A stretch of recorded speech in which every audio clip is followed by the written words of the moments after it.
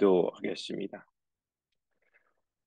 좋으신 아버지 하나님, 오늘도 이 말씀의 자리로 우리를 인도하여 주시고, 또 말씀을 통해서 하나님의 거룩한 뜻을 분별하며 삶의 자리를 어떻게 가꾸어 가야 하는지 알게 하시니 감사를 드립니다. 오늘도 우리가 살아가는 이 삶의 자리가 하나님께서 우리를 이 땅에 심겨주시고, 또 이 땅에서 하나님의 거룩한 사명자로 살아가도록 우리를 남겨놓으신 줄 믿습니다. 그러하오니 하늘의 사명을 맡은 자로서 그 사명에 충성을 다하며 주님께서 뜻하신 바를 이루어가며 살아가는 저희들 될 수 있도록 도와주시옵소서. 말씀 앞에 섭니다. 오늘도 힘과 능력이 되는 말씀을 듣게 하여 주옵소서. 우리 구주 예수 그리스도 이름으로 기도드립니다. 아멘. 오늘 우리에게 주신 말씀은 느헤미야 8장 1절에서 12절입니다. 모든 백성이 한꺼번에 수문 앞 광장에 모였다.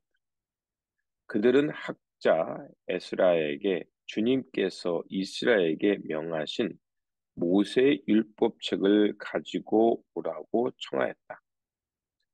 일곱째 달 초하루에 에스라 제사장은 율법책을 가지고 회중 앞에 나왔다. 거기에는 남자든 여자든 알아들을 만한 사람은 모두 나와 있었다. 그는 수문 앞 광장에서 남자든 여자든 알아들을 만한 모든 사람에게 새벽부터 정오까지 큰 소리로 율법책을 읽어 주었다. 백성은 모두 율법책을 읽는 소리에 귀를 기울였다. 학자 에스라는 임시로 만든 높은 나무단 위에 섰다.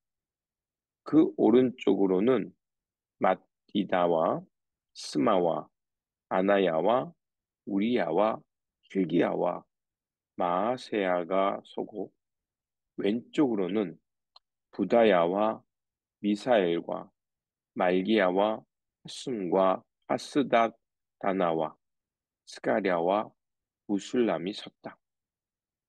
학자 에스라는 높은 단 위에 서 있었으므로 백성들은 모두 그가 책 펴는 것을 볼 수 있었다. 에스라가 책을 펴면 백성들은 모두 일어섰다. 에스라가 위대하신 주 하나님을 찬양하면 백성들은 모두 손을 들고 아멘, 아멘 하고 응답하고 엎드려 얼굴을 땅에 대고 주님께 경배하였다. 레위 사람인 예수아와 바니와 세랴바와 야민과 악굼과 사부대와 호디야와 마아세야와 그리다와 아세랴와 요사박과 하난과 블라야는 백성들이 제자리에 서 있는 동안에 그들에게 율법을 설명하여 주었다. 하나님의 율법책이 낭독될 때에 그들이 통역을 하고 뜻을 밝혀 설명하여 주었으므로 백성은 내용을 잘 알아들을 수 있었다. 백성은 율법의 말씀을 들으면서 모두 울었다. 그래서 총독 느헤미야와 학자 에스라 제사장과 백성을 가르치는 레위 사람들이 이날은 주 하나님의 거룩한 날이니 슬퍼하지도 말고 울지도 말라고 모든 백성을 타일렀다. 느헤미야가 그들에게 말하였다. 돌아들 가십시오. 살찜 짐승들을 잡아 푸짐하게 차려서 먹고 마시도록 하십시오. 아무것도 차리지 못한 사람들에게는 먹을 몫을 보내주십시오. 오늘은 오늘은 우리 주님의 거룩한 날입니다. 주님 앞에서 기뻐하면 힘이 생기는 법이니 슬퍼하지들 마십시오.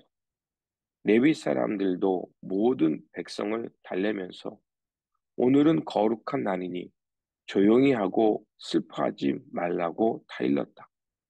모든 백성은 배운 바를 밝히 깨달았으므로 돌아가서 먹고 마시며 없는 사람들에게 먹을 것을 나누어 주면서 크게 기뻐하였다. 아멘. 오늘 본문 말씀은 석사 에스라가 백성들에게 율법책을 읽어줄 때 백성들은 아멘, 아멘 화답하면서 하나님을 경배하는 말씀입니다. 이스라엘 역으로 그 7월 초하루, 그날은 로시 하시라고 하는데 바로 그 새해를 맞이하는 날입니다. 그러니까 우리로 말하면 그 송구영신 예배와 비슷하다고 말할 수 있습니다. 이 새해를 맞이하자 에스라는 임시로 만든 높은 나무단 위에 서서 율법책을 낭독합니다. 에스라가 율법 두루마리를 펼치자 백성들은 자리에서 일어납니다. 그러니까 어떤 교회는 성경 말씀을 낭독할 때 다 일어서기도 하고요. 그리고 그 말씀이 끝나면 이것은 하나님의 말씀입니다. 그리고 아멘 이렇게 리스판스 하는 교회도 볼 수가 있습니다. 거룩한 하나님의 말씀에 대한 경의의 표현입니다.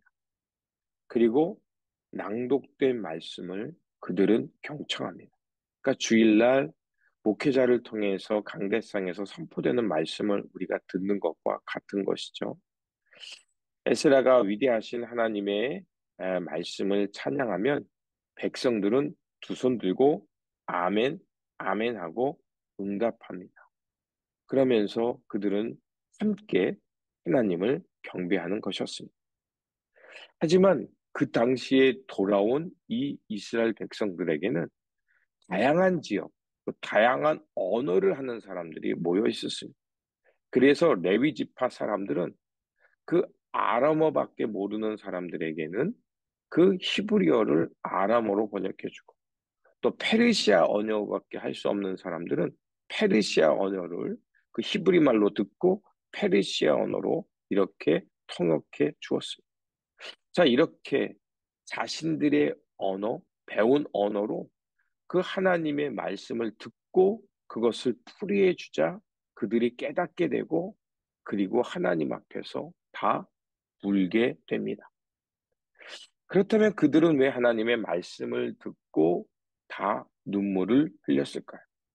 그것은 자신들이 하나님의 백성임을 망각하고 하나님의 말씀을 버리고 욕심에 끌려 살았던 삶에 대한 참회의 눈물이었던 겁니다. 우리가 삶이 변하기 시작하는 것은 진정으로 자신의 나약함과 자신의 어리석음을 깨닫고 슬퍼할 때 우리 내면에서부터 새로운 존재로 거듭나기 시작합니다. 그래서 예수님도 슬퍼하는 사람이 복이 있다라고 말했습니다. 왜 그럴까요? 자신의 나약함, 한계, 또 자신의 이 어리석음을 깨달을 때 하나님 앞에 통회하기 때문에 그렇습니다. 그럴 때 하나님은 그 영혼을 긍휼히 여겨주시고 하나님의 위로가 있기 때문에 그렇습니다. 바로 그게 마태복음 5장 4절의 말씀이죠. 말씀이라는 거울에 비친 자기의 모습. 그 모습을 본 이스라엘 백성들은 참회의 눈물을 흘렸던 것입니다. 자, 이렇게 참회의 눈물을 흘리자 느헤미야와 에스라 또 레위 지도자들은 그들에게 울지 말라고 당부합니다. 왜 이렇게 당부할까요? 하나님 앞에 울었다면 이제는 그 말씀 앞에서 새로움을 결단하라는 것입니다. 그리고 이렇게 울지 말라고 권면하는 것은 이제 잘못을 깨달았다면 그것으로 끝나지 말고 그 말씀이 가리키는 방향, 말씀이 지시하는 것으로 나아가라는 것입니다. 많은 사람들이 하나님 앞에 회개는 합니다.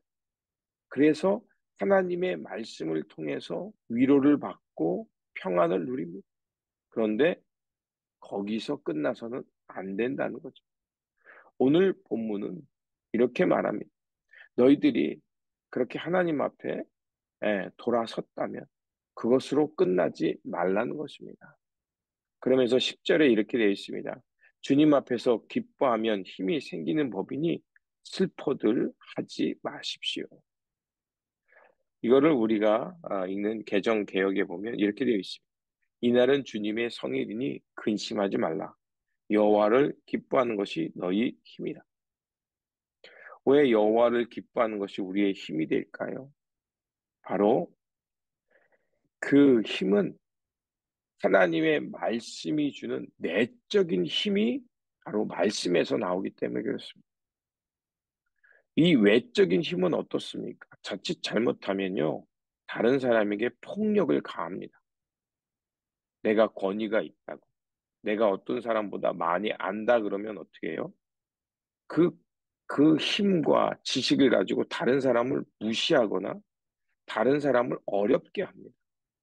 그런데 주님의 날에 주님의 말씀 앞에서 새로워진 그 힘은 내적인 힘, 하나님의 은혜와 긍휼을 깨닫는 힘이 되니까 그들은 삶의 변화를 이끌게 됩니다.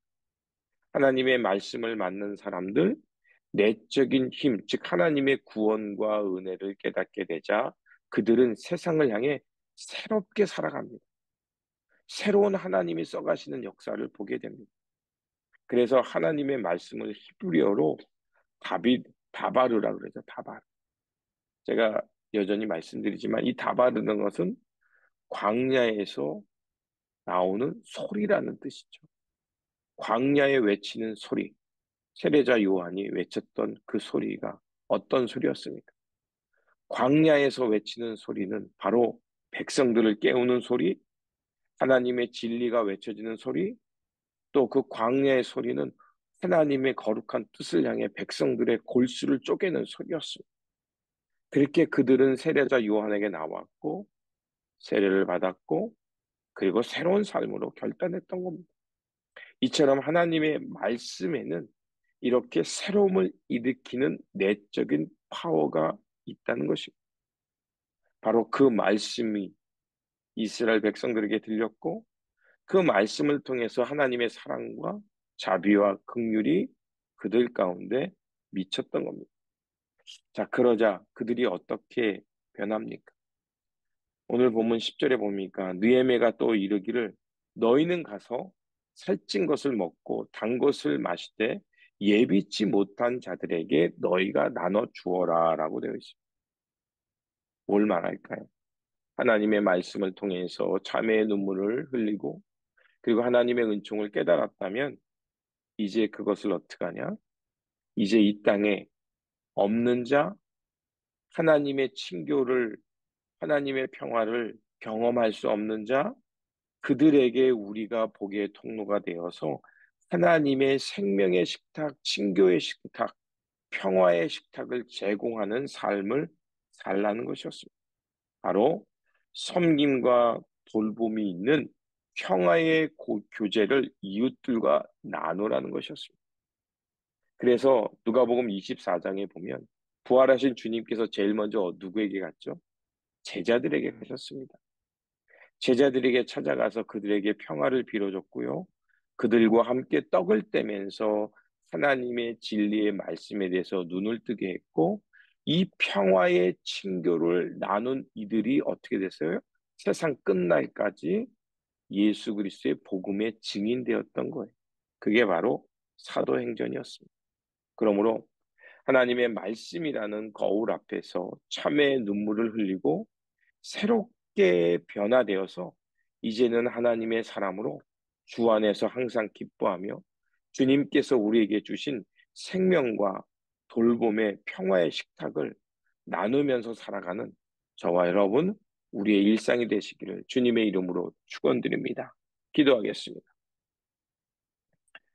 우리의 힘과 능력이 되시는 하나님, 이스라엘 백성들은 하나님의 성벽을 완공하고 말씀 앞에 섰습니다. 그들이 수문 앞에서 하나님의 말씀을 들을 때 그들은 하나님의 말씀을 통해서 하나님의 오묘한 사랑과 하나님의 은총을 자각하고 참회의 눈물을 흘렸습니다.